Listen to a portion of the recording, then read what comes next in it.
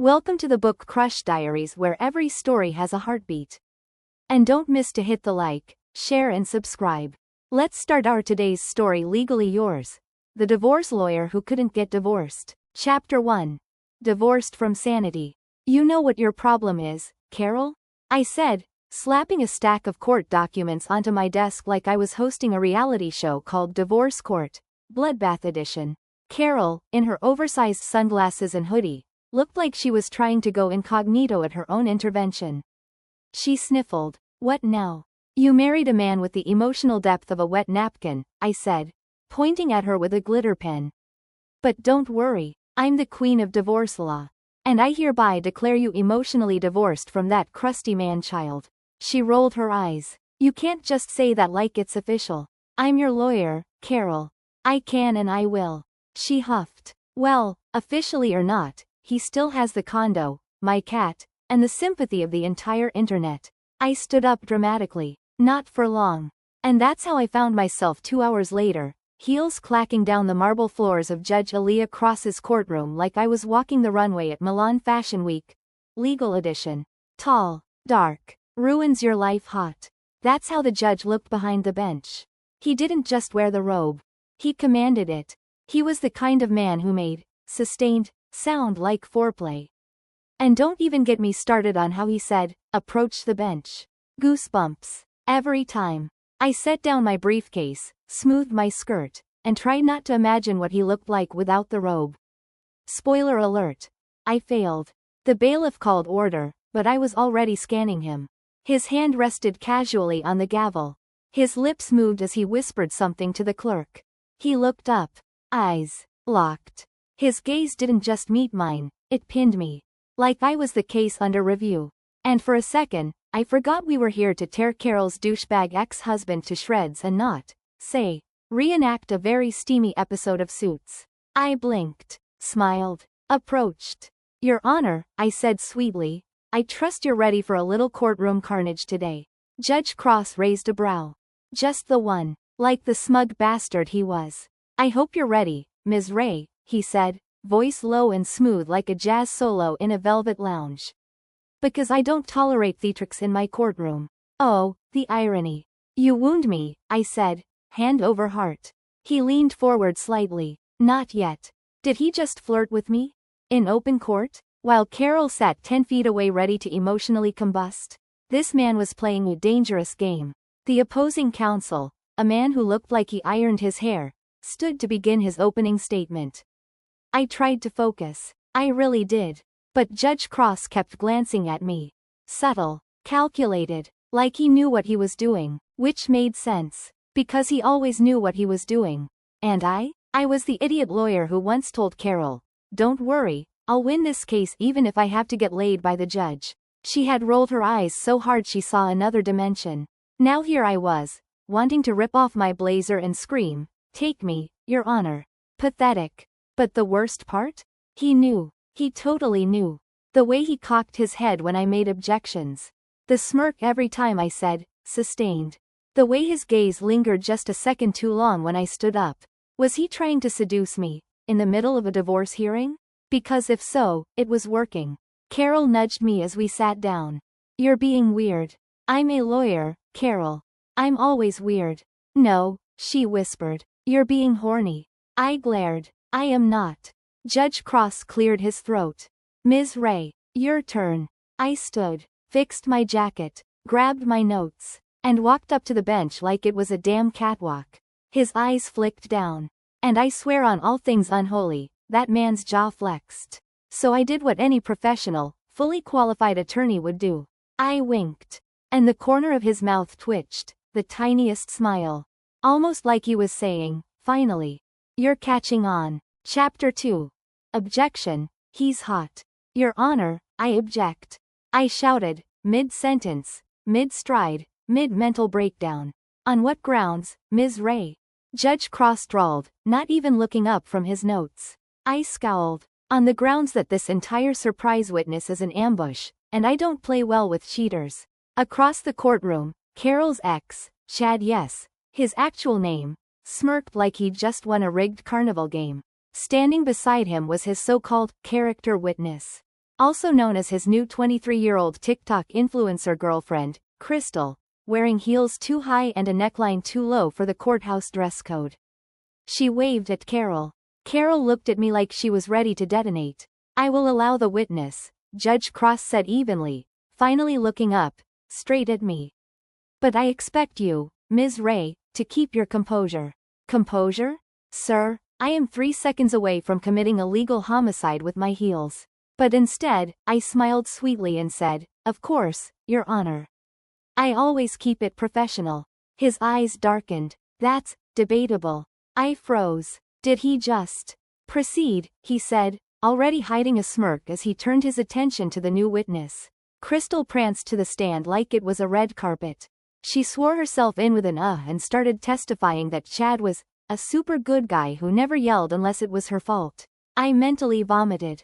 Carol clenched my hand under the table. "I'm going to lose it." "No, you're not," I whispered. "Because I am going to destroy this walking glitter bomb." 10 minutes later, I had Crystal tripping over her own lies like it was an Olympic event. "You said Mr. Chad never yelled?" I asked sweetly. "Then why did the neighbors call the police on May 18th? Her lashes fluttered. "That wasn't yelling. That was, like, expressive disagreement." "Ah, and the broken lamp? The bruises on Carol's arms?" "She bruises easily," she tried. "From the ankle up?" Judge Cross cleared his throat. "Counselor." I backed off. For now. But I didn't miss it. The way Judge Cross stared at me as I walked back to my seat. Like I'd just ripped out his soul and he wanted to thank me personally. The courtroom adjourned for recess, and I was just about to grab my cold coffee when I heard the most dangerous sentence ever spoken. "Ms. Ray." My chambers. Now. I turned. Judge Cross was standing by the side door. Expression unreadable. Voice calm. Eyes burning. My brain. Panic. My hormones. Do it. His office was too clean, too cold, too full of books he probably actually read. The blinds were drawn. The door clicked shut behind me. He leaned against it. I did not look at his hands. "Okay." I totally looked at his hands. "I hope you know," he said slowly, "that in any other courtroom, the way you cross-examined that witness would be called contempt." "Then it's a good thing this is your courtroom," I said, stepping closer. He tilted his head. "You think I'm letting you get away with everything because I like you?" "I don't know. Are you letting me get away with everything because you like me?" He didn't answer. Instead, he pushed off the door and walked toward me, slowly. Carefully, like I was something dangerous. Or delicious. My back hit the edge of his desk. He kept walking. Until he was right in front of me. "You play a dangerous game, Ms. Ray. And you enjoy every second of it, Your Honor." His jaw clenched. His breath hitched. I should have stepped back.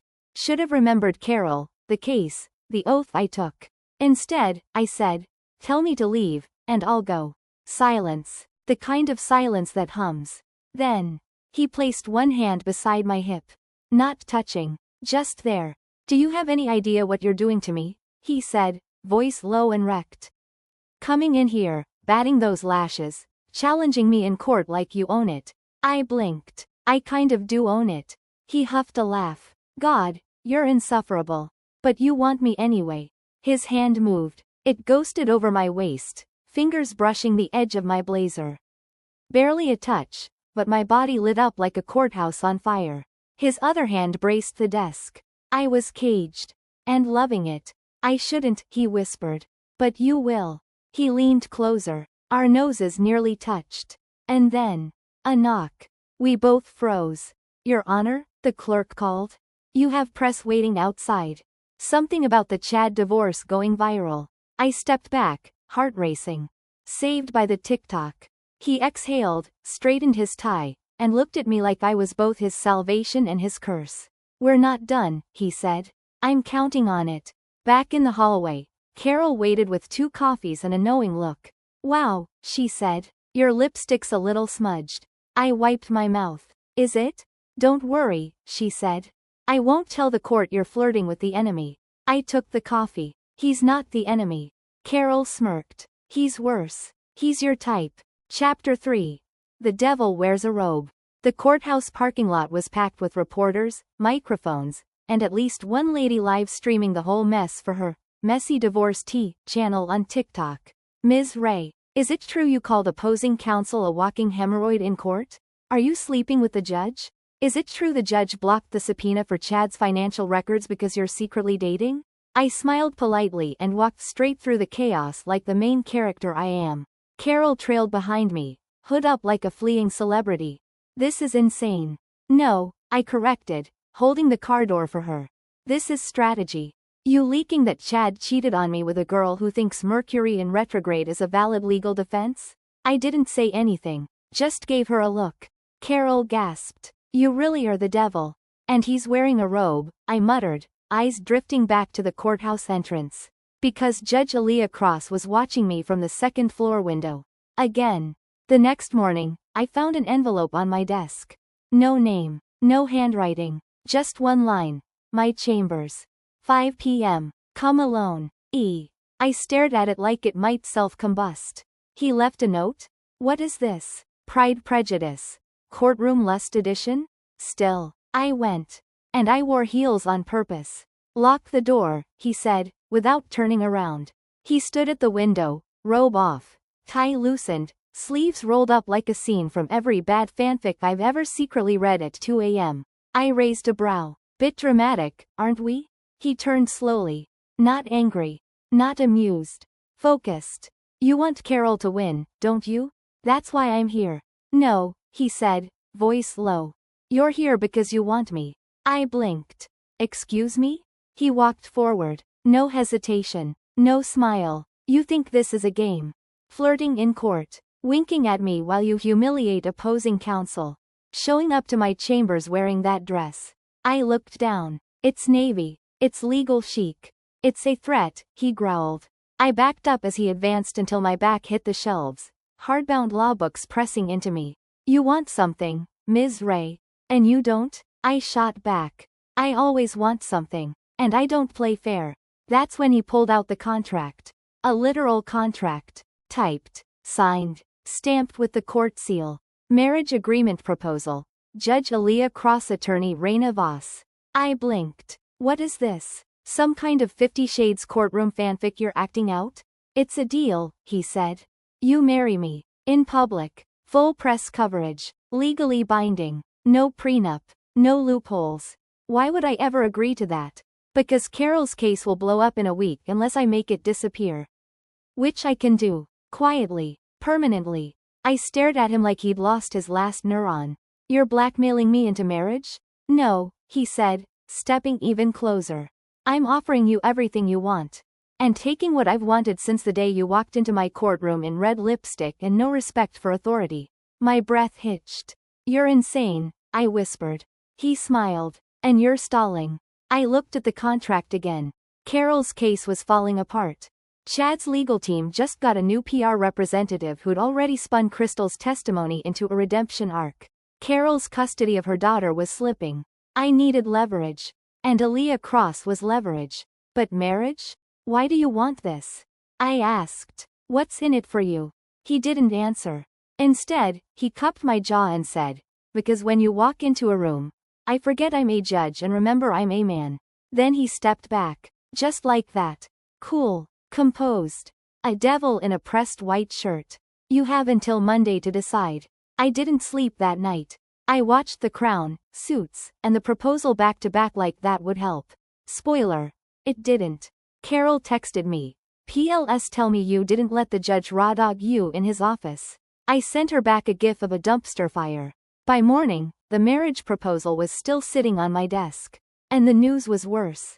Headline. Hotshot divorce lawyer involved in judge affair. Chad wants custody.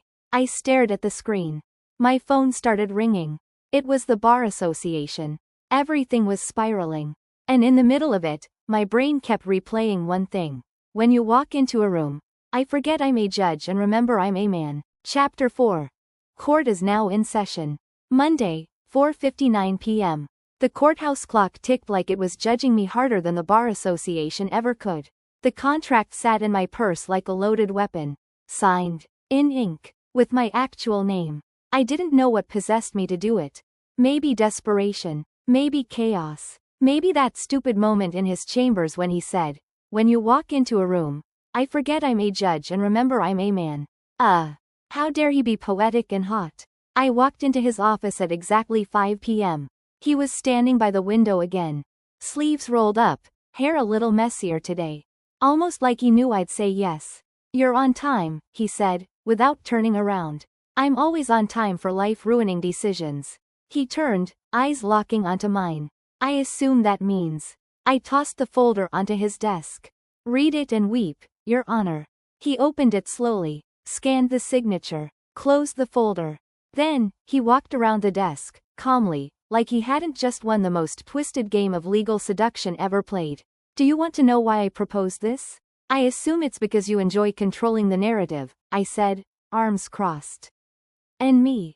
He smirked. I could have done that without marriage. Wow, romantic. He stepped closer, the air suddenly thick. You think this was about control?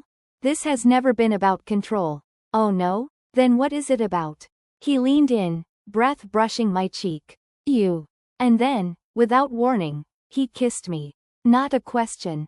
Not a test. Just a claim. Hot, hard, and absolutely inappropriate by every standard of law and ethics. His mouth met mine with the precision of a man who'd spent months imagining it. I gasped, but he didn't let me breathe. One hand wrapped around my waist, the other tangled in my hair. His kiss was pure chaos, commanding, sinful, possessive. And I kissed him back like I'd been starving. Like I'd spent every court session imagining this exact scenario. He pulled back first. Eyes dark, lips slightly parted. This is real now, he said. I signed the damn contract, I said. Of course it's real. His hand slid lower, anchoring at the small of my back. Then prepare yourself. I blinked. For what? He pulled out his phone. Pressed a button. Jessica, call the press back in. I'm making a statement in 10. My heart stopped. What? You said you wanted leverage, Ray. I'm giving it to you. But we're not doing this halfway. If you're mine now, the world's going to know it. I should have protested. I should have screamed. Instead, I straightened my blazer and said, fine. But I'm wearing my favorite lipstick. I want them to know exactly whose mouth you'll be kissing on every news outlet tonight. He grinned. Like a man who just won a war he orchestrated from day one. 30 minutes later. A podium stood at the courthouse steps. Reporters gathered like flies to scandal. Flashbulbs popped. Microphones crackled. Judge Eliah Cross stood tall, clean-cut, and terrifyingly calm as he faced the press. He cleared his throat. Good evening. I'd like to clarify rumors surrounding my professional and personal relationship with attorney Reyna Voss. The crowd buzzed. He didn't wait for silence. I am confirming that Reyna and I are in a committed, legal marriage as of this afternoon. The gasp was audible. He continued, undeterred. The decision was personal, not professional. And while I will be stepping away from presiding over the Chadwick divorce trial, I remain confident that attorney Voss will deliver justice. As she always does. Someone yelled, did she seduce you, Your Honor? He smiled. She didn't have to. The crowd exploded. And then, he turned toward me. Held out his hand. And I took it. He pulled me close, dipped his head, and kissed me like we were in a goddamn fairy tale rewritten by Satan and Shonda Rhimes. Flashbulbs. Screaming. Applause. Scandal. Somewhere, Carol was probably filming the whole thing with popcorn and commentary. Back inside, the courthouse was a ghost town. The calm after the chaos. We stood in his office, the door locked behind us. You didn't have to kiss me like that, I said, breathless. Didn't I? He said, loosening his tie. You really want everyone to know? No, he said, stepping closer. I want you to know. My back hit the desk. Again. This time, I didn't resist. His hands were on my waist. My fingers were in his hair. Every inch of tension we'd ever ignored snapped. We kissed like it was our job. Like we were breaking every rule we'd ever sworn to uphold. He picked me up and set me on the desk like he was filing me under mine. Is this where you punish me for contempt of court? I whispered. He grinned against my neck. Oh, Reyna, we haven't even started the sentencing. Chapter 5. Honeymoon headlines. Woke up married. In silk sheets. In a 5-star suite. With Judge hot and possessive spooning me like he paid extra for the cling. And I had one thought. I am so screwed. Not just in the good. Last night was illegal in 3 states way. I mean screwed, like career-threatening, viral, tabloid-drenched. Oh God, what have I done screwed? His hand was resting dangerously low on my hip. And he was warm. Too warm. Smelled like cedar and sin. I should have peeled away, grabbed a coffee, and rejoined reality. Instead, I shifted slightly, just enough for him to tighten his grip and whisper, half asleep, "I'm keeping you." I froze. Excuse me? He didn't open his eyes. You married me, Reyna. No take-backs. The world, meanwhile, was on fire. TikTok was exploding. Someone had clipped the courthouse kiss and paired it with a Lana Del Rey remix. Views. 2.1 million.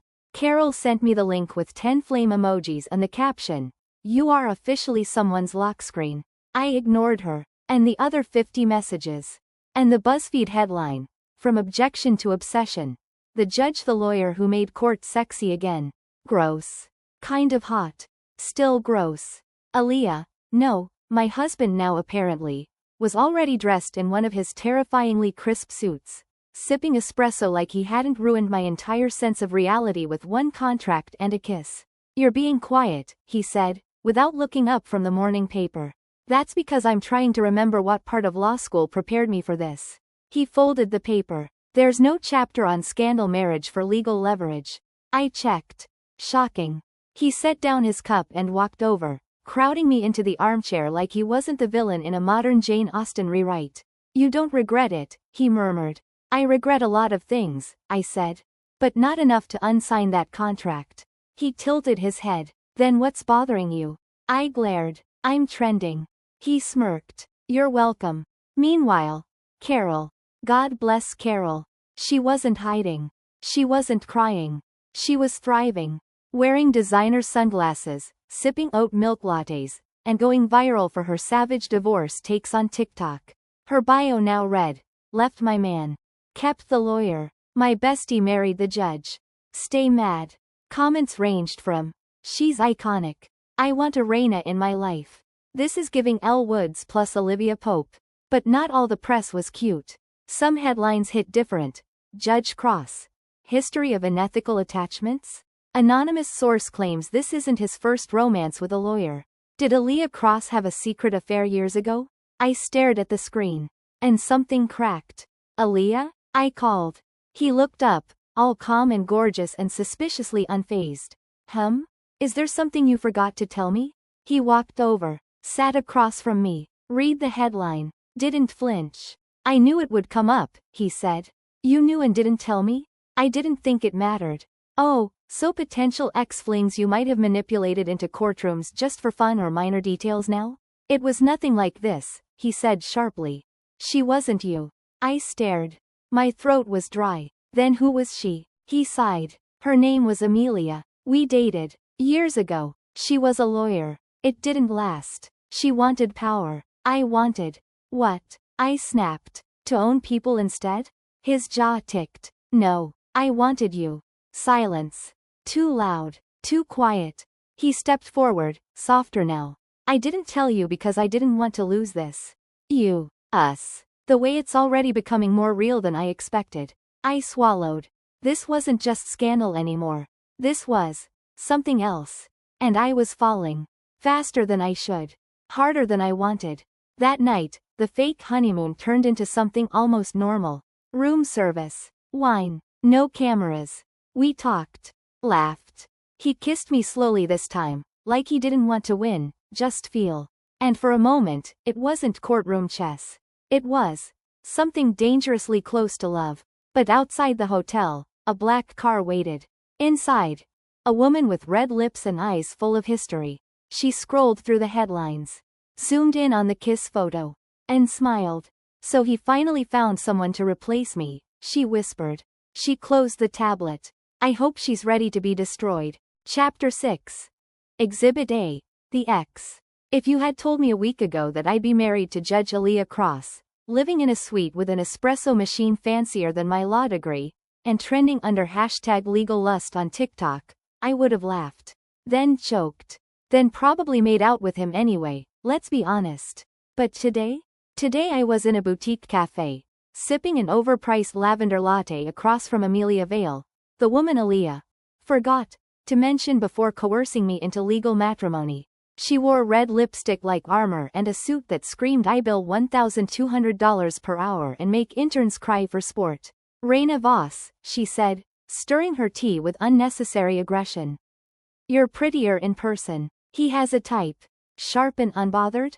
Arrogant and chaotic," she corrected, smiling. "But sure, let's go with yours." I took a sip of my latte. "So, you stalked me online, called my assistant, and demanded to meet. Is this the part where you warn me he's secretly a lizard in human skin?" She leaned forward. "No. This is the part where I ask you how far you're willing to go for a man who's already writing your ending." I blinked. "Wow, that's ominous. Did you rehearse that?" "Don't flatter yourself," she said, crossing her legs. "You're not the first woman he's protected with a legal contract. Just the first one stupid enough to sign it." Ouch. I smiled sweetly. "You're not here to help me. You're here because you still want him." Her eyes darkened. "You think you've won, Reyna. You haven't. You've just become the next cautionary tale." "I love a good story," I said. "Especially when I write the ending." She pulled a file from her bag and slid it across the table. "Take it." I hesitated. She smirked. "Go on. I know you're dying to."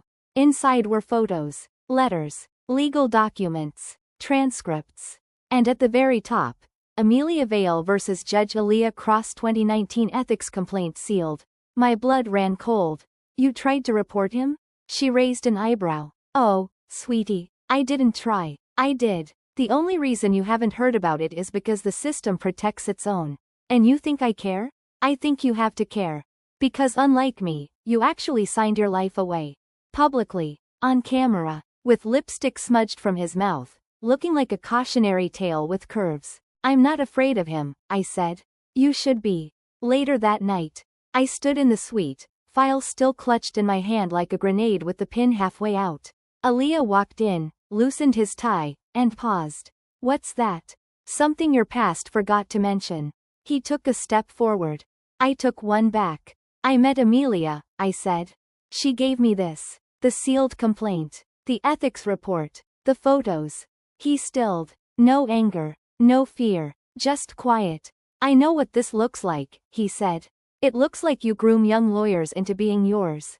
I never touched her after I was appointed judge. But you were her mentor. Her boss. You had power, Eliah." "She used me," he said, voice low. "She wanted promotions, leverage, prestige. When I didn't give her more, she turned it into a scandal. And you think I'm different? I know you are." He walked to me, placed a hand on the file. Not snatching. Just there. "I knew Amelia would come back the moment we got married. She hates to lose. She said I'm next." "She's wrong," he said. "Because I didn't love her." I looked up, throat tight. "Do you love me?" He paused. Too long. Too loud. "No," he said. "Not yet." I felt the slap of that truth like a gavel to the chest. "But I will." I backed away. "You don't get to promise me feelings on a timeline. I married you to protect you. To protect Carol. And maybe because I've been obsessed with you since the first time you threatened to file a motion while eating hot Cheetos." That pulled a strangled laugh from my throat. He stepped closer. "Reyna," he said softly. "You've always had me, even when I pretended you didn't. And for the first time since all of this began, I didn't know if I was safe with him, or if I just handed my heart to the most dangerous man in the courtroom." Meanwhile, somewhere in a private office, Amelia paced. Her assistant handed her a USB. "The files are ready. The press is hungry." She smiled. "Let's give them something to feast on." Chapter 7. Trial by Fire. I always thought I'd go viral for something impressive. Winning an impossible case. Changing divorce law for women. Maybe tripping dramatically in heels while delivering closing arguments. What I did not expect was this. Breaking. Judge Eliah Cross's sealed ethics complaint leaked. Was his marriage to Reyna Voss a cover-up? The headline was everywhere. Twitter, TikTok, the damn New York Times. People were stitching our courthouse kiss with audio from Scandal. Carol sent me one that just said, "This you?" I stared at my phone like it personally betrayed me. My inbox was flooded. Clients pulling cases. My firm, strongly encouraging me to take a leave of absence. Bar examiners requesting a casual inquiry. And in the middle of it all, my husband stood in our suite, watching me like I was a witness under cross. You're calm, I said. Why the hell are you calm? Eliah folded his arms, face unreadable. Because panic wastes time. And I don't panic when people throw matches. I collect gasoline. I blinked. Are you planning on burning something? He stepped closer. I'm planning on ending this. The press conference was a circus. We arrived together, flanked by security. Cameras everywhere. Reporters barking questions. Did you coerce Ms. Voss into marriage? Was this all a cover-up for past misconduct? Is Amelia Vale telling the truth? Eliah stepped up to the podium. Voice steady, jaw tight, shoulders squared like he was preparing for war. I will not dignify false accusations made by individuals with personal vendettas. My relationship with Ms. Voss is real. Our marriage is legal. And the complaint from years ago was investigated, sealed, and closed with no findings of misconduct. He glanced at me. I stepped forward. I am a licensed attorney with a decade of experience, and I married Eliah Cross with full awareness of his past, his ambition, and his difficult personality. Laughter from the crowd. But make no mistake, I am no victim. And I will not be used as a pawn in someone else's power play. Someone yelled, "Do you love him?"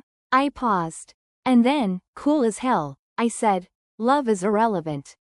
But I never lose. And I didn't start now." Back in the car, Eliah looked at me like I just undressed him in public. "You didn't have to do that," he said quietly. "Yes, I did," I replied. "You started this. But I'm the one who's going to finish it." He leaned over. His lips brushed my temple. "You're going to ruin me, Reyna." I turned my head. Met his mouth halfway. "Good." Meanwhile, Amelia. She watched the press conference from a sleek office chair, sipping wine that cost more than my monthly rent. Her assistant looked nervous. "They're handling it well." Amelia smiled. "I haven't even started." She pulled out her laptop. Opened a hidden folder titled, Cross. Leverage. Inside. Recordings. Emails. Photos. Evidence she'd been collecting for years. "If I can't have him," she said softly, "no one will." Later that night, in the suite, I stood by the window, arms crossed, staring down at the city lights. "I thought I had control," I said, voice quiet. "That this was all chess." "It was," Eliah said behind me. "Until the board flipped." I turned. He looked undone, shirt half-buttoned, tie loose, hair messy. Real. Human. Not the judge. Just the man. "Eliah, what if she wins?" I asked. "She won't. You don't know that." He walked up behind me, wrapped his arms around my waist, pressed his lips to my neck. "I do," he whispered. "Because you're on my side now." I turned in his arms. Looked up at him. "You're dangerous," I whispered. "I never said I wasn't." And then he kissed me. Not like a husband. Not like a judge. Like a man on the verge of war, clinging to the only thing he couldn't lose. Chapter 8. Perjury or passion. You know that feeling when your life unravels so hard it feels like a TV show? Except the budget's too real. And you can't yell, "Cut." That was me. Sitting in a conference room with 3 stone-faced ethics board officers, a lawyer I didn't trust, and a voice recorder about to destroy everything. And then he told me, "I always get what I want. Even if I have to put a ring on it." Amelia's voice crackled through the speaker. Cold, controlled, deadly. I could hear my own heartbeat louder than the audio. The lead investigator, a woman with a bun so tight it probably had its own NDA, looked at me. "Ms. Voss, do you confirm or deny that Judge Cross coerced you into marriage under false pretense to protect himself from professional repercussions?" I smiled politely. Internally, screaming. I married him with full legal autonomy. My consent wasn't coerced. It was complicated, but not unlawful. Were you aware of the ongoing investigations into his previous romantic affiliations with junior attorneys? Yes. And you still agreed to marry him? I met her eyes. I don't scare easy. She paused. "We'll be in touch." Translation. "You're probably screwed, but we're gonna let you sweat first." I left the building in a blaze of flashbulbs and paparazzi shouting questions I was too tired to answer. One reporter shoved a mic in my face. "Did you marry him for power?" I stopped walking, looked directly into the camera, and said, "No, I married him because power married me first." Back at the suite, Eliah was pacing, hair wild, tie gone, shirt untucked. "Why didn't you tell me she had recordings, Eliah?" "I didn't know. She kept everything. Voicemails, conversations, screenshots. She literally played the 'if I can't have him, no one will' card like a movie villain. And you never mentioned she had audio?" He ran a hand through his hair. "I underestimated her." I threw my bag on the table. "That's starting to feel like your brand." He stopped, turned, eyes locked on mine. "You're angry," he said. "No," I snapped. "I'm furious. Because I walked into this thinking I was in control. And now I'm fighting for my career, my reputation, my sanity, because of your unfinished business." Silence. Then, quietly, "I'll fix it." I laughed. "Oh, so you do have a magic wand?" "I have one move left," he said. "But it's nuclear." I narrowed my eyes. "What kind of nuclear?" He opened a drawer, pulled out a velvet ring box, tossed it on the table. "Court marriage isn't enough anymore. They think this is all a game. So let's make it real." I stared. "No prenup. Public ceremony. Real vows. You and me. Married. You think a wedding is going to shut down an ethics investigation?" "No," he said. "But it'll remind the world that I never had to manipulate you into loving me." I swallowed. "Who said anything about love?" He stepped forward, brushed his thumb over my jaw. "You haven't left," he said. "Even now." I closed my eyes, felt his breath on my skin. "I don't know if I'm staying out of loyalty, or pride." "Maybe both," he whispered. And then, his phone buzzed. Unknown number. One message. "I warned you. Next time I won't redact the photos." The next morning. Ethics hearing. Not an actual trial, but it felt like one. Eliah stood beside me in a navy suit that could silence God. Chapter 9. Vows and Vendettas. If there was ever a moment to fake faint, this was it. I was standing at the altar, in a custom white pantsuit that screamed, "Hot lawyer who could ruin your life and still look like a Vogue spread doing it." The press was 10 rows deep. TikTokers were live streaming. One woman in the back was crying and I'm pretty sure she wasn't even invited. And beside me? Eliah Cross. In a black-on-black tux tailored to sin, smirking like he was marrying chaos incarnate, and loving every second of it. The venue? A courthouse rooftop. The symbolism wasn't subtle. Neither were we. Massive floral arch. Glamour meets grit. Justice meets tabloid romance. Our vows were trending before we even said them. "Dearly beloved," the officiant began, voice steady despite the dozens of flashing cameras. "We are gathered here today for what is possibly the most controversial union of the year." Laughter. "Mine." Eliah's hand slid into mine, grounding me. Warm, steady, strong. "To witness the legal, public, and irrevocably viral marriage of Judge Eliah Cross and attorney Reyna Voss." God, that sounded insane. And yet, exactly right. When it was time to say our vows, Eliah went first. No hesitation. No notes. Just eyes locked on mine in that slow, dangerous voice that had ruined my sanity for months. "Reyna," he began. "I've fought for power my whole life. Controlled the courtroom. Controlled my image. Controlled everything, until you. You were the only case I couldn't win, because I didn't want to beat you. I wanted to belong to you." I swallowed. Hard. "You are chaos, strategy, fire, and I want to burn with you, every day, for the rest of my life." This marriage started as a weapon. But today, I surrender. I'm not here to control you. I'm here to choose you. Book Talk was not ready for that line. Then it was my turn. I took a deep breath. And let it fly. "Eliah," I said, voice sharp as a gavel, "I didn't marry you to be saved. I married you because you are the only man who sees me exactly as I am and doesn't flinch. You never tried to dim me. You lit the match. I don't promise peace. I promise fire. I promise to argue, to fight, to love like it's a courtroom brawl, and to stand beside you when the world tries to tear us down again. I didn't fall for you. I chose you." Eliah's jaw clenched. His hand tightened around mine.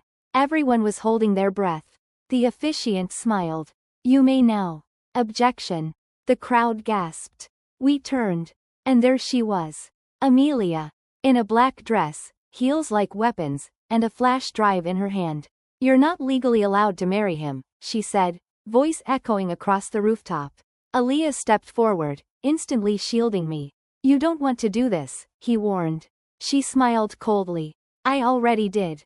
A court clerk, my court clerk, ran in with papers. She handed them to the officiant, who scanned them, went pale, and said, This is a federal injunction. My blood ran cold. What the hell is going on? Amelia smirked. Your little wedding is illegal until the ethics board clears Eliah of all charges. And I just submitted new evidence, enough to open a federal inquiry. You're not wife and husband, Reyna. You're co-conspirators. The crowd erupted. Paparazzi surged forward. Security rushed in. But I didn't move. I looked at Eliah. He looked at me. And for one terrifying second, I thought he might break. Then he turned to the officiant, calm as ever. It doesn't matter if the license is on hold. She's already mine. And then he pulled me close. And kissed me like he owned the rooftop. Like Amelia wasn't even there. Like the law, the scandal, the mess. None of it mattered. Just us. Fire to fire. Later that night, the reception turned into a media spectacle, but we stayed late. Just us. Alone on the dance floor. No cameras. Just quiet. You okay? Eliah asked, spinning me slowly under the fairy lights.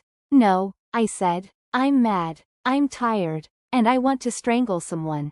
That's my girl. I looked up. I want to take her down. For good. He raised a brow. I thought you didn't want revenge. I smirked. I changed my mind. He pulled me close. Whispered in my ear. Then let's give her a show she'll never forget. Chapter 10. Counterattack in heels. It's funny how revenge tastes better when you serve it wearing a 5-inch heel and a custom blazer that says, I bite. I stood in front of the mirror in our suite, smoothing my red lipstick like it was war paint.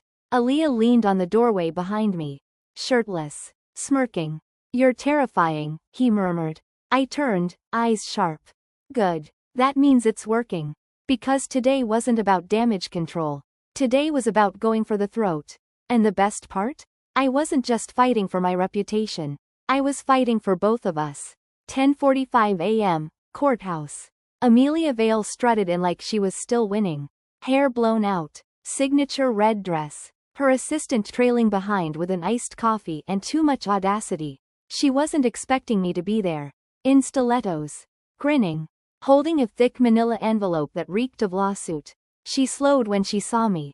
Reyna, she purred. Did you come to surrender? I stepped forward. Oh, sweetheart. I came to file. And I dropped the envelope in her hands like a grenade. Amelia Vale, you're being sued for defamation, obstruction, emotional damages, and leaking confidential sealed legal documents. She blinked. Laughed once. You're bluffing. I pulled out my phone and played a recording. Her voice, verbatim. He doesn't deserve her. I'll ruin him if it's the last thing I do. Her face froze. Eliah had pulled it from the courthouse security feed. Audio captured outside the ethics board, when she thought no one was listening. But someone always is. I have more, I said softly. Emails. Deleted files you thought were gone.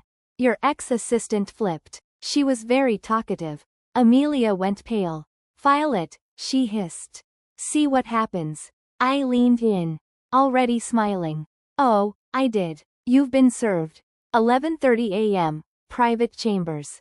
Eliah and I sat across from the ethics committee again. But this time? We weren't apologizing. We were on the offense. His lawyer laid out the timeline.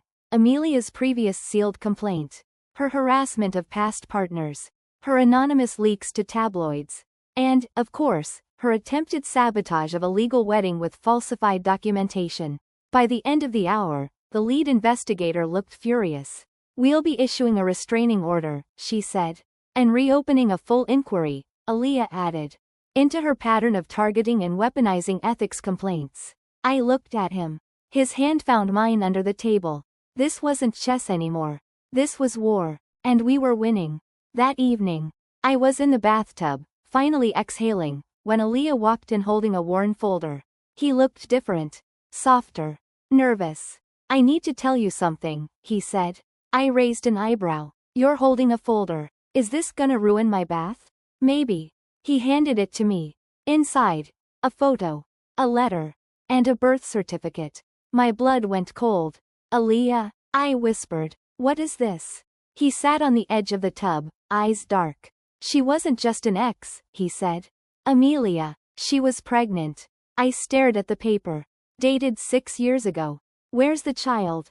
She miscarried. Said I stressed her into it. Blamed me. Said I ruined her. I swallowed. Why didn't you tell me? Because it was the only part of my past that actually broke me, he whispered. And I didn't want you to see me as less. I reached out. Took his hand. Eliah, you're not less. He looked up. Eyes raw. Then why does it feel like she still owns pieces of me? I stood in the tub, water cascading down, and pulled him in, fully clothed. He didn't even resist. I kissed him hard, deep, like I was claiming every broken piece. You're mine now, I said. He pressed his forehead to mine. And you're the only thing that's ever felt like mercy. Chapter 11. Queen's Gambit. If you've never gone to war in front of 6.2 million livestream viewers while wearing silk and vengeance, you haven't lived. It started with a headline. Amelia Vale breaks silence. He used me first, says Eliah. Reyna are orchestrating a publicity marriage. The interview was everywhere. She sobbed on camera. Crocodile tears. Perfect lighting. A necklace shaped like a dagger. Subtle. She claimed emotional abuse. Said Eliah manipulated her, then moved on to me. Said our wedding was a PR charade to cover up ethics violations and trap the court's sympathy. And the worst part? People started believing her. Eliah punched a hole in the wall that night. Literally. He stood there, knuckles bleeding, chest heaving. I can't watch her rewrite history again, he muttered. I wrapped his hand in a towel, focused and quiet. We don't fix this with violence, I said. Then how? I looked up at him, eyes locked, and said, we fix it with storytelling. Next morning, the press conference. I wore black. Not for mourning. For dominance. Red heels, gold earrings, hair up, lipstick sharp enough to sign subpoenas with. I stepped up to the podium, camera flashes blinding. Carol was in the front row. Eliah beside her, both holding their breath. I cleared my throat, leaned into the mic, and smiled. Let me begin by thanking you all for coming. I know it's hard to fit public scandal into your Google calendars between celebrity arrests and divorce rumors. Laughter, tension released. Now, I want to tell you a story. About power, about truth, and about what happens when a woman refuses to be rewritten by someone else's bitterness. Months ago, I married a man I respected. A man with flaws, yes, but also integrity, strength, and a terrifyingly good jawline. The crowd laughed again. We never claimed perfection. We claimed each other. In court, in crisis, in chaos. And through it all, we never lied. Pause. I leaned forward. But someone else did. Amelia Vale leaked sealed documents, tampered with evidence, and manipulated the media because she couldn't stand the fact that this time, she wasn't the one with the mic. I'm taking that mic back. And I'm here to say, your story ends here, Amelia. I pulled out a file from my folder. The one Eliah's legal team helped me prepare. Public now. Inside this folder is a timeline. Every lie, every text, every NDA she broke. And tomorrow, my legal team will file a lawsuit against her on behalf of the Bar Association. Gasps. She wanted a show, so let's give her one. I walked off stage to thunderous applause. And straight into Eliah's arms. Holy hell, he whispered, pulling me close. You just ended her. No, I said. I opened her. And then I smiled. Because I haven't told them the big part yet. 12 hours later, TikTok livestream. I sat on our balcony, bathed in candlelight, sipping tea like I wasn't about to drop a nuclear bomb on the public. Carol was filming. My caption read, truths I kept quiet about. Until now. I started speaking softly, sincerely. And then, the truth is, I'm pregnant. Internet, broken. Wait, what? Baby Cross is coming? Book talk is not okay right now. Mother, judge, legend. Eliah dropped his phone when I said it. He walked to me in complete shock. You didn't tell me. I bit my lip, nodded. I just found out. He sank to his knees in front of me. Hands on my belly like it was holy ground. Eyes shining. Voice cracking. We were always real. I smiled down at him. And now we're forever. Meanwhile, Amelia.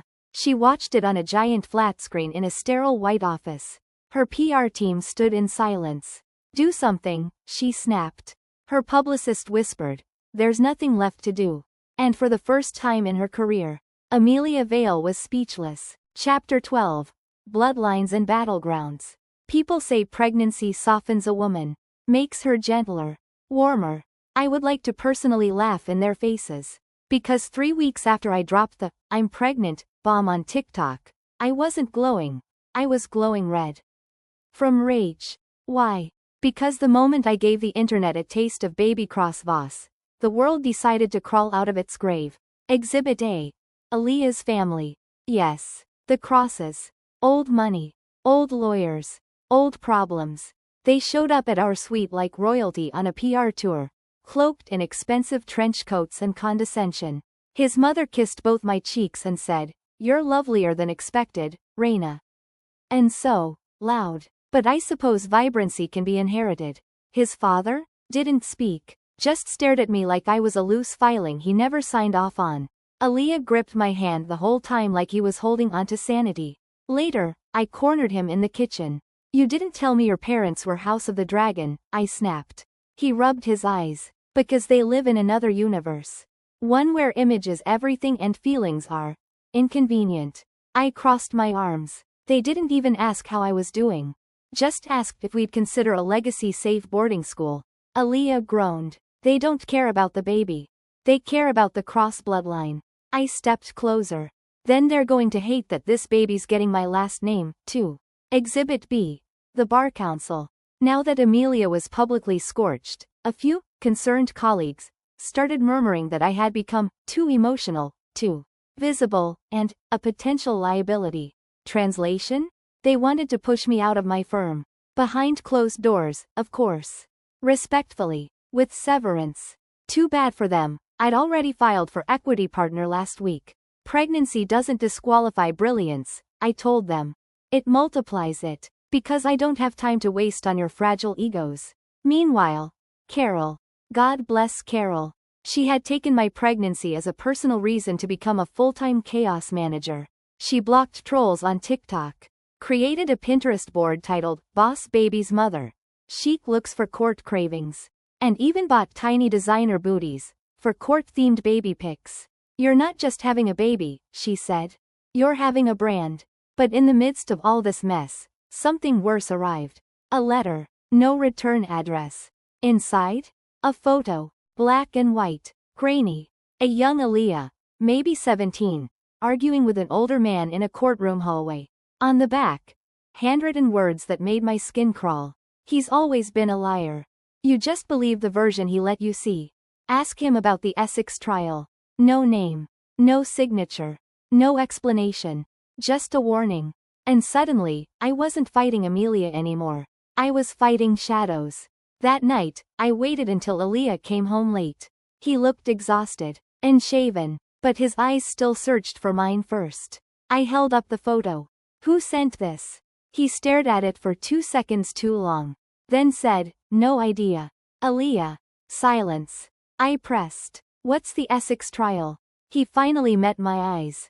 The case that nearly cost me everything. Flashback. 7 years ago. Eliah was 24. Brilliant. Unstoppable. Dangerous. He took on a case no one would touch. A high-profile white-collar defense. Turns out, he was manipulated by the client, an older attorney with deep ties to the legal elite. When the client's corruption was exposed, Eliah was nearly dragged down too. He lost friends, mentors, reputation, and something else. My mentor, he whispered. He turned on me, sold me out, said I fabricated evidence. I didn't. But no one believed you, I finished. He nodded. Except Amelia. My stomach twisted. She was there? She helped clear my name. That's when we got close. I leaned back. Breathed slowly. So this person, they're from that case. And they're watching. Yes. And now they know about the baby. His jaw clenched. I reached out, cupped his face.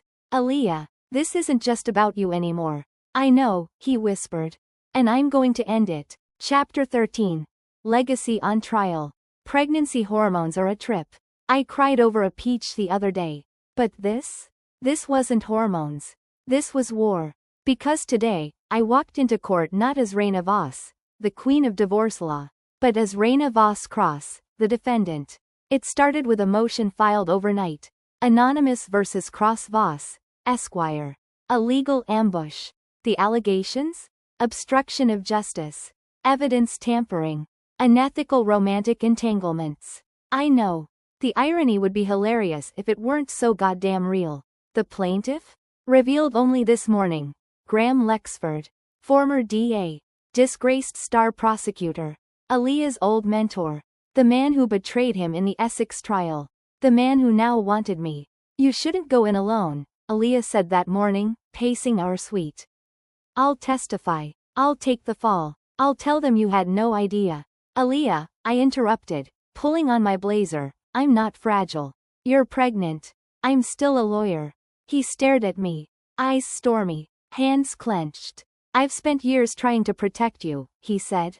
I stepped into his space. Pressed my hand to his chest. And now it's my turn to protect us. Courtroom B. 9:47 a.m. The media was banned. But the tension? Louder than 1,000 headlines. Graham Lexford stood at the prosecution table, silver hair slicked back, suit crisp, voice oily. Ms. Voss is a brilliant strategist, he told the judge. But brilliance, when unchecked, becomes dangerous. He made me sound like a supervillain. Honestly, not the worst brand. I took the stand. 7 months pregnant. Back straight. Eyes sharp. Ms. Voss, Graham said smoothly, do you acknowledge that you married Judge Cross while he was under ethics investigation? Yes. You considered the optics? Yes. So you agree it appeared manipulative? I agree it appeared strategic. Because it was. But not illegal. He smirked. Love is legal cover. How poetic. I smiled coldly. No, Mr. Lexford. Love is power. You wouldn't understand. Then came the photos. Grainy ones. Me and Eliah, weeks before our marriage, arguing. Laughing. Kissing in his car outside the courthouse. Public affection, Graham said, flashing them. Unethical for a sitting judge and an active trial lawyer. I wasn't trying a case in his court at the time, I countered. And ethics didn't outlaw feelings. Just bias. And bias doesn't exist when you both admit what you want. He raised a brow. And what did you want, Ms. Voss? I leaned in. I wanted him. I still do. And I didn't need your permission. Break room, 12:12 p.m. Eliah found me curled against the window, hand resting on my stomach. He sat beside me in silence. They're not just trying to discredit me, I whispered. They want to erase us. I know. He reached into his pocket, pulled out a folded note. My father gave me this yesterday. I opened it. It was scrawled in brutal ink. A cross never bows. Not even when the fire is biblical. I blinked back something like tears. Eliah, I'm tired of fighting. He pulled me into his arms. Then let me fight with you. 2 p.m., the turnaround. Carol burst into the courtroom mid-session. Wearing aviators, chewing gum, carrying a hard drive. I have something for the defense, she said, like a Netflix cameo no one saw coming. The judge frowned. You are? Her best friend. Her research team. Her moral compass. And also, the reason this case is about to implode. She handed me the drive. Inside? An audio file. Graham Lexford. On a hot mic. 6 years ago. The kid's too sharp. Get him disbarred before he takes my seat. The kid was Eliah. The file was timestamped a day before the Essex fallout. The court went silent. Graham's face turned corpse white. Would you like to respond, Mr. Lexford? The judge asked coolly. He tried. Failed. Sweat rolled down his temple. The motion is denied, the judge declared. And I recommend an immediate inquiry into Mr. Lexford's conduct. Ms. Voss, you are cleared of all accusations. I didn't move. Not until I felt Eliah's hand close around mine. Outside the courthouse. Cameras waited. Book talk live streamed. Reporters shouted. But I turned only to Carol. You're a witch, I said. An actual spell casting, Chaos creating witch. She beamed. I just weaponized receipts. That night, Eliah kissed my stomach and whispered, "She's going to be born into a world we carved with blood and strategy." I kissed him back. "She's going to be a monster." He smiled. "She's going to be ours." Meanwhile, in an office across the city, Graham Lexford watched the video replay on a loop. Behind him, a woman stepped into the light. "You guessed it. Amelia. She destroyed you," she said softly. "No," he replied. "She declared war. And we've barely begun." Chapter 14. The Marriage on Trial. There's something eerie about peace. It's never real. Just the pause between one war and the next. And I should have known better. Because 3 weeks after we beat Lexford in court, everything unraveled. It started with an envelope slipped under our door. No return address. Inside, a USB drive and a typed note. "Check the footage. Ask him why." The USB held our wedding video. But not the version I'd posted to socials. This was unedited security footage from the courthouse rooftop, where we said our vows. In the video, everything looked the same. Except, at timestamp 42:08, just after Eliah slid the ring on my finger, he stepped back, looked toward the officiant, and nodded. Not to me. To someone off camera. A signal. Subtle. Planned. My chest went cold. I waited. Didn't confront him. Not right away. Instead, I called Carol. She watched it in silence, jaw clenched. "Okay," she said finally. "Worst case scenario?" "He staged the wedding," I said. "To protect himself." Carol looked at me carefully. "And best case?" "He was scared. And I was his only plan." But the real earthquake came the next morning. A formal notice. Due to recent evidence, the marriage of Eliah Cross and Reyna Voss is under legal review. Potential fraud investigation, pending. Fraud. Fraud. As if my love, my vows, were some ploy. I'd fought clients who lied for green cards. For insurance. For revenge. Now I was the one being accused of lying, about love. I confronted Eliah in our suite that night. He was fresh out of the shower, towel around his waist, hair wet. And yet, when he saw the look on my face, he froze. "You nodded," I said quietly. "At the wedding." He stared at me. Didn't lie. Didn't dodge. Just exhaled. "I was signaling to security," he said. "We had a threat warning. Amelia had sent a message the night before. Said she'd crash it." I gave the nod to trigger backup on standby. I blinked. "You never told me. I didn't want to ruin your moment."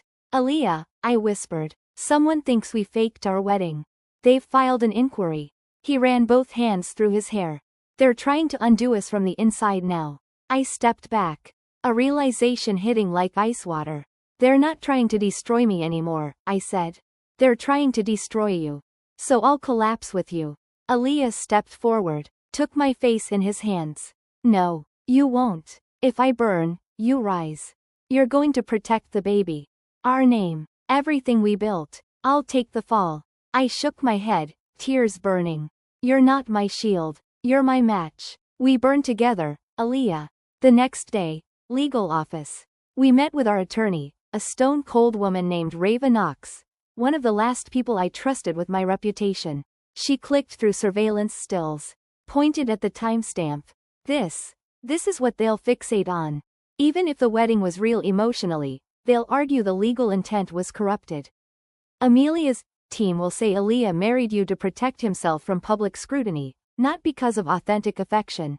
Eliah gritted his teeth. "Can they dissolve our marriage? Under fraud claims?" Reyna nodded. "Yes. If they prove it was manipulated." "And the baby? If the marriage is voided before the child is born?" She paused. "The media will rip that apart." My hand flew to my belly. 7 months. I had 2 left. And the clock was ticking. Meanwhile, Amelia Lexford. They met in a penthouse suite overlooking the skyline. Lexford poured a drink. The footage worked. Amelia smirked. "She's unraveling. She'll fight," he warned. "She always does. But this time, she's too close to the fire.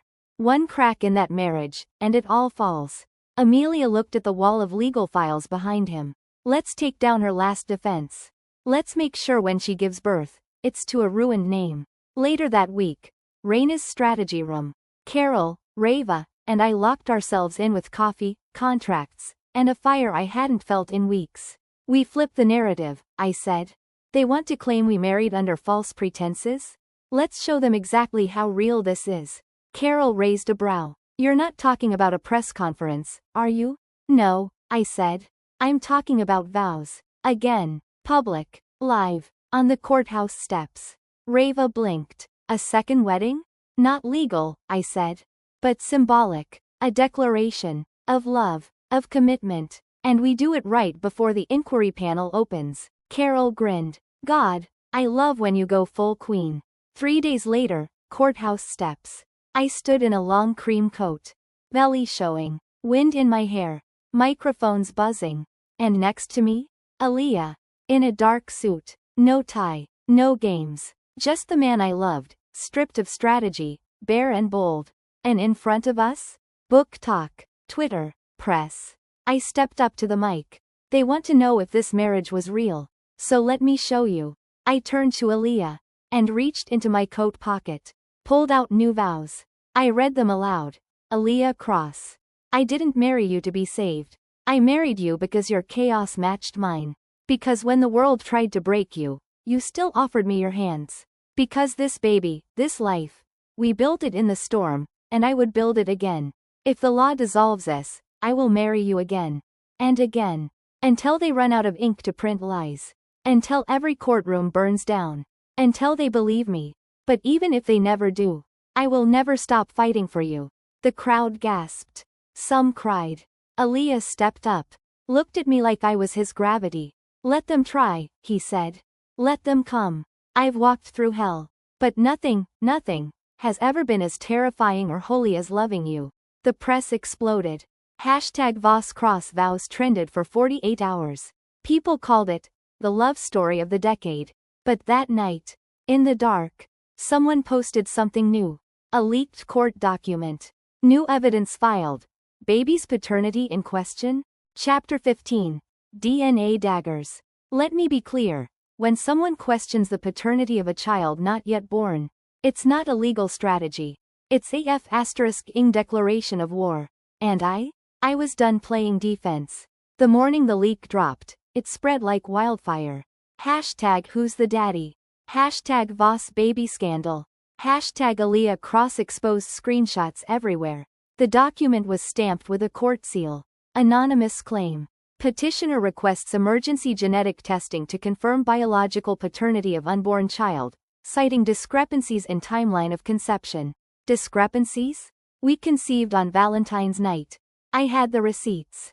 AKA. My lingerie delivery from Savage X Fenty and Eliah's lip bruises that lasted 4 days. But this wasn't about dates. This was about humiliation. Eliah saw the headlines before I did. When I came out of the bathroom that morning, he was already holding his phone. Frozen. Jaw locked. Tell me this is a hoax, he said quietly. I nodded. I swear on everything I have, she's yours. His eyes stayed on the screen. Not on me. Eliah? Still silence. And just like that, my heart cracked in places I didn't know it could. You believe them? I whispered. He looked up. Guilt in every inch of him. I don't want to, but I have to ask. Because this isn't just a scandal anymore. It's a child. It's our legacy. Tears burned behind my eyes. But I refused to let them fall. You want a test? I said. Fine. Let's go. Right *ing now. Same day, private lab, downtown. I sat in a sterile chair, belly exposed, blood drawn, lips numb from clenching. Eliah sat across from me, elbows on knees, not saying a word. The tech finished. Results in 48 hours. I stood. Left the room. Didn't look back. Back at home, later that night, Carol slammed into our suite like she was hunting blood. Who did it? She snapped. Who the hell filed it? I looked up from the couch. Hollow. Eliah thinks it was Lexford. She shook her head. No, Lexford doesn't do dirty anonymously. He signs his name with a silver pen and a smirk. So Amelia? Too obvious. Too loud. She dropped a file on the table. I found something worse. Inside the file, an email thread. From 6 months ago. Between Eliah's father and a private genetics consultant. Subject line. Safeguarding the Cross name, contingency plans. Content? If Reyna's child is not bloodline confirmed, we pursue full custody under mental unfitness. I couldn't breathe. His father wanted to steal my baby, I whispered. Carol nodded. Or control you through her. Eliah walked in just then, stopped at the threshold. What is this? I tossed the file at him. Your legacy. Delivered by courier. He read it. And turned to ash. No. He wouldn't. You said your family was ruthless, I snapped. You forgot to mention they were monsters. Eliah fell silent. Then said quietly, I'll fix this. The next day, the confrontation. Eliah showed up at his father's estate. I didn't go. He needed to handle this one without me. Hours later, he came home, face bloodied, suit wrinkled, silence roaring off him. What happened? I told him if he came near you, or the baby, again, Eliah said slowly, I'd end him. Legally, socially, financially. And? He looked at me, eyes dark and full of war. He said he'd see us in court. 2 days later, DNA results. I sat in the same sterile room. Tech handed over the envelope. I didn't flinch. Didn't blink. Opened it. Read it. Then passed it to Eliah without a word. He read. And sank. Probability of paternity. 99.998%. Silence. Eliah turned to me. I'm sorry, he whispered. I was scared. I should have trusted you. I stood. Looked him dead in the eye. You think that makes it better? He flinched. I'm not just carrying your child, I said. I've been carrying this whole damn relationship for months. The lawsuits. The threats. The headlines. The legacy. I've held it all while growing another human being. Eliah looked shattered. I know. I failed you. I turned away. I don't need you to say it. I need you to prove it. That night, on the rooftop, I sat under the stars, hand on my stomach. Carol joined me. You still love him, she said. Of course I do. Then what are you afraid of? I looked at her. That loving him will cost me everything. And this time, I won't survive it. Meanwhile, across town, Amelia and Lexford watched the DNA leak die down. She won, he muttered. Again. Amelia poured a drink. No, she said, because now, she doesn't trust him. The seed's been planted. We don't need to destroy them. We just need to wait for them to destroy each other. Chapter 16. Crowned in blood. There are two kinds of women in this world. Those who shatter under pressure. And those who become diamond-tipped blades. Today, I would bleed. But I would not break. Because while the world tried to drag me down, my body had other plans. It started like this. With a subpoena. Not from Lexford. Not from Amelia. Not even from Eliah's father. This one came from my firm. Reyna Voss is required to testify in an internal ethics inquiry. Apparently, someone inside the firm leaked a confidential case to the media 2 weeks ago. A case I'd overseen. A case that miraculously appeared on a tabloid site with my name attached. Someone wanted me disbarred.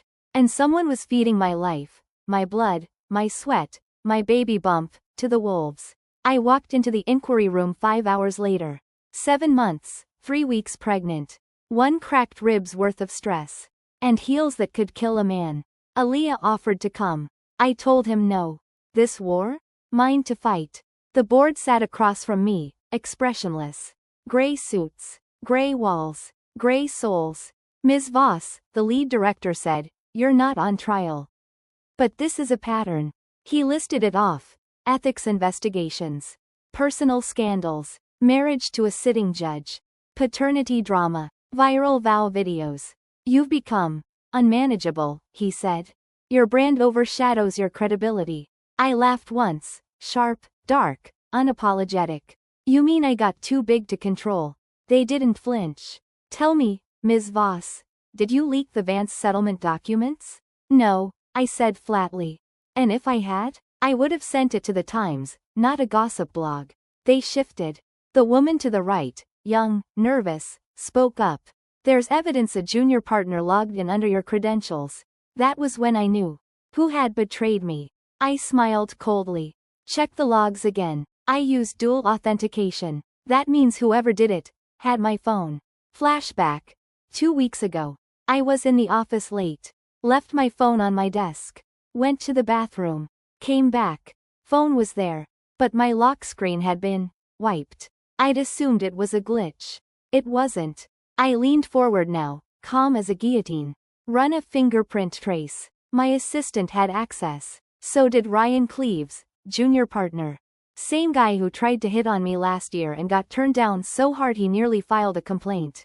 The lead director blinked. That's a serious accusation. I don't make weak ones. 2 hours later, I was cleared. Ryan was suspended. But the taste in my mouth wasn't victory. It was poison. Because if my own firm could be turned against me, what was next? Back at home, 7:12 p.m., Eliah sat in the living room, surrounded by folders and chaos. He looked up as I entered. I found it, he said. The weapon. The key. He held up a series of shell company reports, banking trails, and old files. All tied back to one name, Cross Vale Holdings. My heart stopped. Your father and Amelia? They've been partners since before our wedding, Eliah said. Money laundering, property fraud, blackmail settlements. He slammed the folder down. They've used our marriage as a cover for transferring funds. You were never the target. I was. And you were their perfect alibi. I sat down, stunned. They played us. Not anymore, he growled. I've built a case. It's airtight. If we file this, they're finished. And that's when my water broke. No warning. No drama. Just a warm, sharp gush of reality down my legs. Eliah, I gasped. It's time. He looked at me. Eyes wide. Papers forgotten. Now? Yes, now. I shrieked. We're having a F***ing baby, Eliah. Chaos. Carol rushed over. Bag packed. Uber screaming through traffic. I sat in the backseat, gripping Eliah's hand, sweat pouring down my temples. Is this karma? I gasped. Did I file too many divorce cases and now the universe is making me push out a legacy baby with no epidural? You're a legend, he said, voice tight. You can do this. I squeezed harder. If I die, name her after Beyoncé. Hospital. 9:48 p.m. Everything blurred. Pain. Screaming. Lights. Beeping. And then. Stillness. A cry. Sharp. Fierce. New. She was here. They placed her on my chest, and the world cracked open in the most beautiful way. Dark eyes. Tiny fists. A scream that sounded like vengeance and grace. Eliah leaned over me, voice shaking. She's perfect. I looked at him, tears pouring. She's ours. Meanwhile, across town, Lexford stared at his phone. Baby Cross Voss born at 10:04 p.m., the headline read. Amelia poured champagne. She'll never make it to the christening, she said. Not once the Bar Association sees what's coming next. Lexford sipped, smiled. They wanted a legacy. Let's bury it. Chapter 17. The Mother Clause. The first lie they told me after giving birth? Now you can rest. They didn't know who they were talking to. Because 12 hours after I brought a Cross Voss legacy into the world, I was served custody papers. While breastfeeding. Let me repeat that. I was breastfeeding. The nurse tiptoed in, sweet and soft. Someone's here to see you, Ms. Voss. I expected flowers. Maybe Eliah's mother with another passive-aggressive diamond rattle. Instead, a woman in a gray suit with a clipboard. She didn't smile. Ms. Voss, you are being formally notified of a petition for temporary custody review on behalf of Cross Vale Holdings. Due to recent ethics concerns and your physical condition post-labor, the firm is questioning your capacity to parent safely. I stared at her. Milk literally leaking through my hospital gown. You're trying to take my child, I said slowly, because I had the audacity to give birth? She blinked once. The filing claims a history of erratic behavior, hostile litigation, emotional instability, and? She hesitated. Suspected postpartum incompetence. It wasn't just war now. It was a massacre. They wanted to destroy me where they thought I was weakest. They forgot. A mother protecting her child is the most dangerous creature on earth. 20 minutes later, legal strategy room, aka my hospital suite. Carol brought the war bag. Laptop. Files. Lip tint. Eliah was pacing with the baby in his arms, rocking gently, jaw clenched. I'll go public, he said. I'll leak everything. The files, the money trail, the false documents. They'll disbar you, I said. They're going after my daughter, Reyna. I looked at him, our baby asleep against his shoulder, tiny hand gripping the collar of his shirt. Then I looked at Carol. Let's flip the script. Phase 1. Press confession.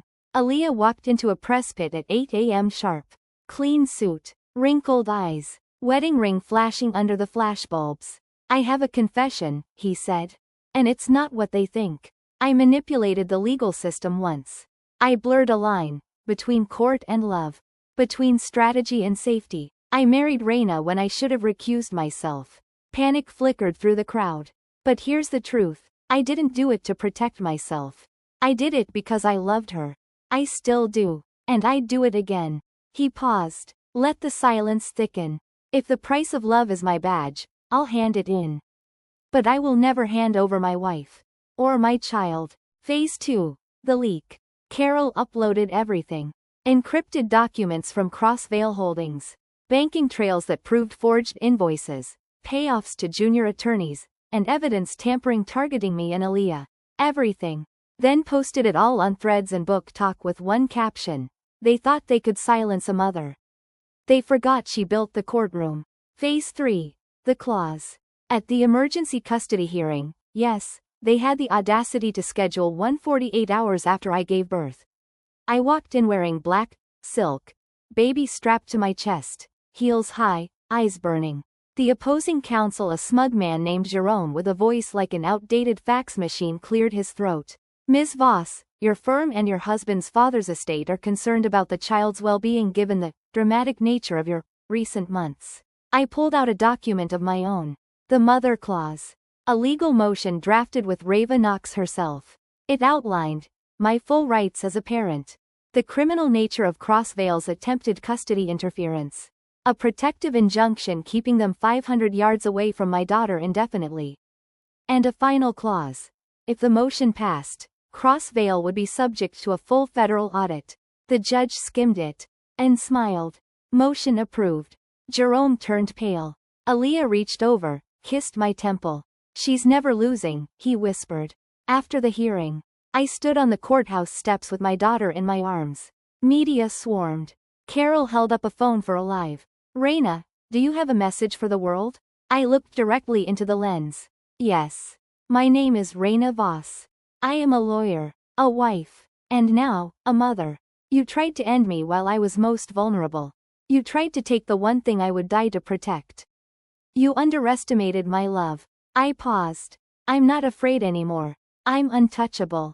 Meanwhile, inside Cross Tower, Eliah's father stood in the glass office, reading the headlines. His assistant rushed in. Sir, the board has voted. They're initiating removal proceedings. Behind him, Amelia packed up a file folder. You lost, she said flatly. He turned to her. You're not leaving with clean hands. She raised an eyebrow. I never intended to leave clean. Chapter 18. The Final Deposition. Let me tell you something about enemies. The real ones? They don't try to kill you. They try to erase you. And Amelia Vale? She didn't want me ruined. She wanted me forgotten. 3 weeks after giving birth, I should have been healing. Learning how to function on 2 hours of sleep. Snuggling my daughter through 3 a.m. feedings. Instead, I was served again. Not with a lawsuit. This time, a memoir draft. Titled, The Queen of Divorce, How Reyna Voss Played the Game and Lost Everything. By Amelia Vale. Coming soon to shelves, apps, and screens everywhere. I flipped through the galley copy. Page 17. She seduced the judge who should have disbarred her. Page 102. The baby? A calculated move to soften her image.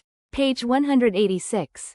I gave her everything, mentorship, strategy, protection, and she stabbed me for clout.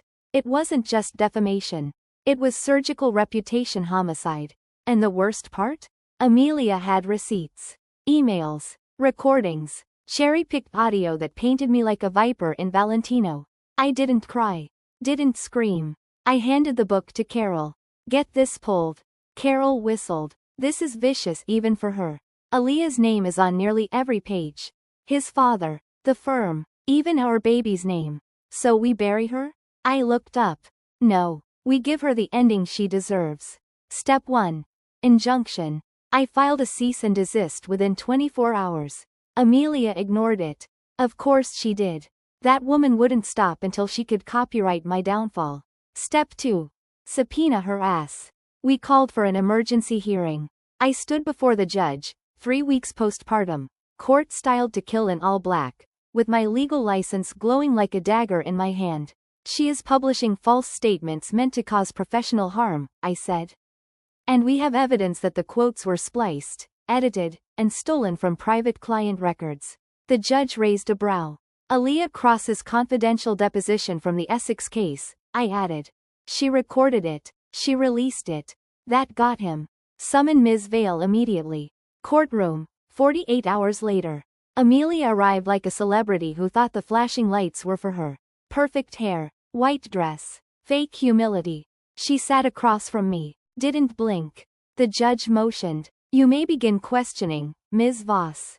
I stood, walked slowly. Each click of my heel was a sentence. Ms. Vale, I began. Is it true you worked as my supervising partner for 3 years? Yes.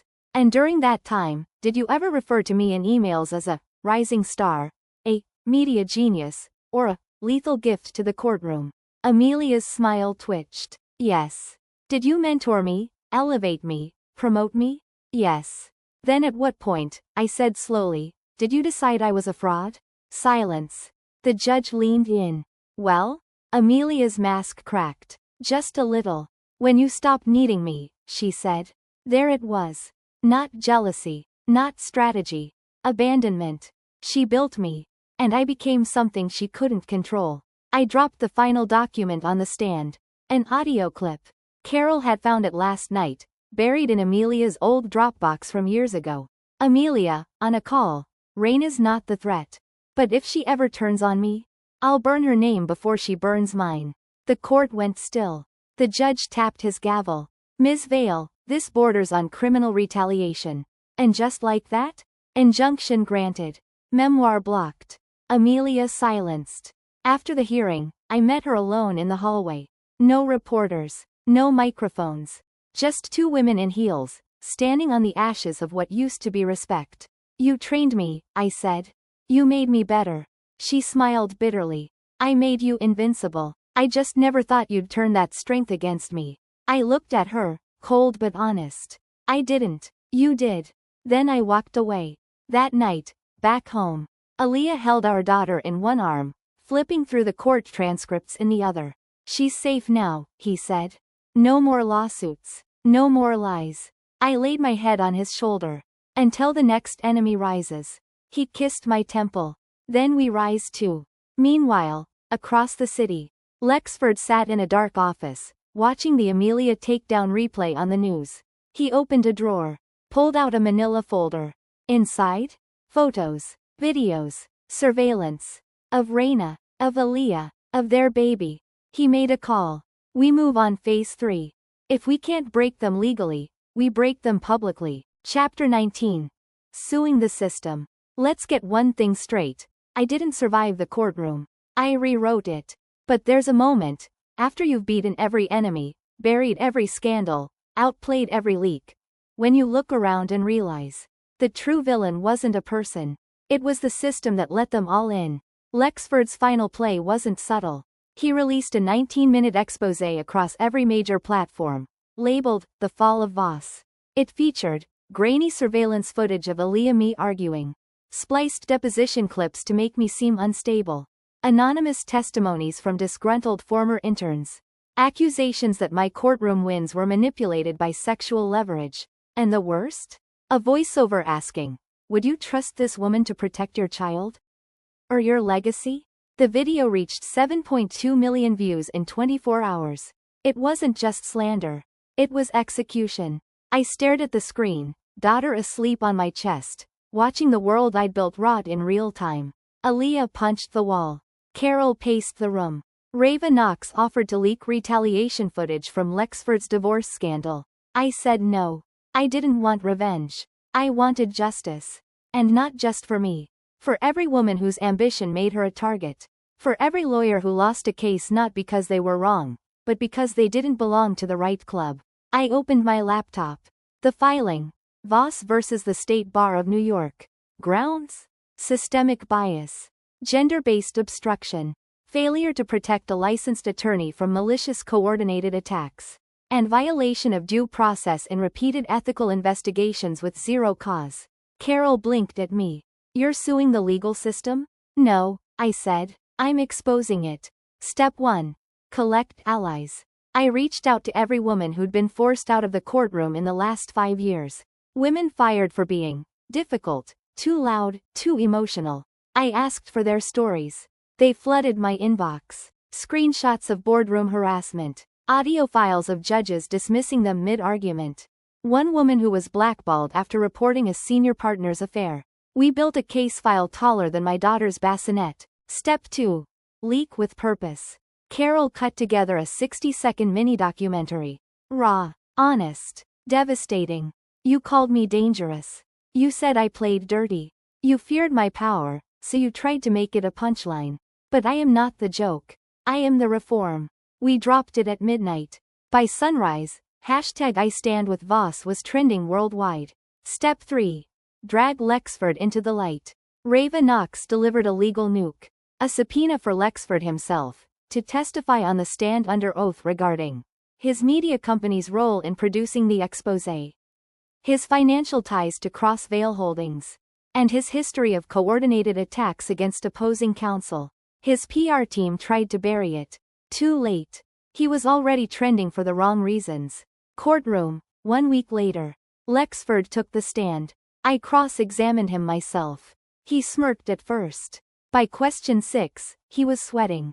By question 14, stammering. Is it true you offered a $500,000 bonus to Amelia Vail to publish the memoir?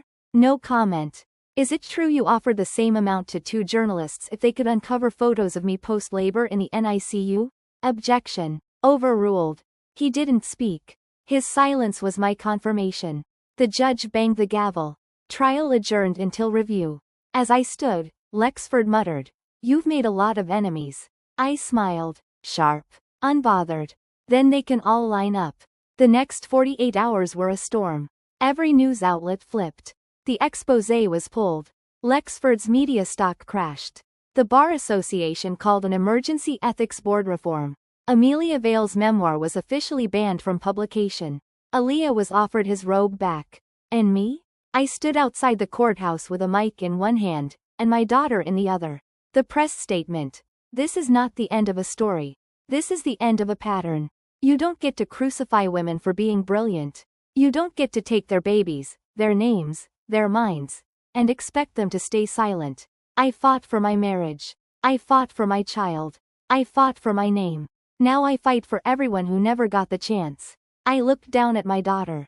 And one day, if she ever wants to stand where I stand, I want her to know. The path is cleaner, safer, and paved in fire. Because her mother burned the system to build a better one. Final scene. 2 weeks later. I returned to my office. The firm? Renamed. Voss vows. We only take women-led cases. Only defend what the world calls impossible to win. Eliah left the court bench. He teaches now. Carol? Running ops like a mafia queen with lip gloss. And my daughter? Sleeping in a bassinet beside my desk, surrounded by awards, law books, and a plaque that reads, "Built to Fight." Born to Reign. Chapter 20. The Queen's Oath. Power is loud when it needs to be. But peace? Peace is the moment you no longer need to shout. And I have never been so quiet, so certain, so utterly untouchable. 1 year later. I wake up before sunrise. Not because I'm chasing some productivity myth, but because this is my holy hour. The world sleeps. My daughter breathes softly. Eliah's arm is draped over my waist. And I write. Not arguments. Not closing statements. Not press releases. Letters. To my daughter. To my past self. To the system I broke. To every woman who thinks she has to bleed quietly to be taken seriously. Letter 1. To my daughter, on her first birthday. My dearest Valor, yes, that's your name. Not because we needed something bold, but because that's what you are. You were born during a legal war. I held you for the first time with blood still drying on my hands, not from violence, but from the fight to keep you safe. And every breath since has been a vow. I promise you this. You will never feel like you need to shrink to be loved. You will know softness can coexist with strategy. You will never apologize for being powerful. If they try to cage you, use your wings as blades. Love, Mama. Letter 2. To my younger self. Reyna, stop punishing yourself for being the smartest woman in every room. You're not too much. You're exactly what was always missing. You don't need to fix everyone. But you will protect people. Even the ones who once tried to destroy you. Even the judge you once thought was the enemy, who ended up fathering your child. You'll fall in love, dangerously, devastatingly. You'll lose things. But one day, you'll walk into a courtroom with your baby in one arm and your legal empire in the other. And you'll win. Not because you were lucky. Because you were relentless. Letter 3. To the system. Dear institution, I could have destroyed you. But instead, I exposed you. And then I rebuilt you. Brick by brick. Precedent by precedent. The women you silenced? Now they lead their own firms. The interns you overlooked? Now they teach the law. And me? I didn't walk away. I stayed. Not for power. For the next Reyna who walks through your doors. You'll never crush her the way you tried to crush me. Because now, I run the place. Sincerely, the Queen of Divorce. The Mother of Reform. Reyna Voss Cross. Flash forward, the final scene. We're in Italy. Yes, Italy. The Amalfi Coast, to be exact. Eliah's in linen, holding a glass of wine and trying to wrangle a toddler who thinks lemon trees are for climbing. Carol's in a flowy white jumpsuit, 6-figure shades, and her new fiancé, yes, that billionaire divorcee by her side. Me? I'm barefoot, in a silk wrap dress, sipping espresso on a stone balcony with a view that looks like heaven forgave earth. A reporter from Vogue Legal emailed this morning asking for a sit-down. I said, not today, love. Today, the Queen is off duty. Eliah walks over, presses a kiss to my temple. He whispers, still think marrying the judge was a bad idea? I smirk. Jury's still out. He laughs. Our daughter squeals as she kicks a lemon into the sea. The world keeps spinning. And I finally get to rest. Final line. Because in the end, I didn't just win the case. I won the life no one thought I deserved. And I made sure no woman ever has to fight that hard again.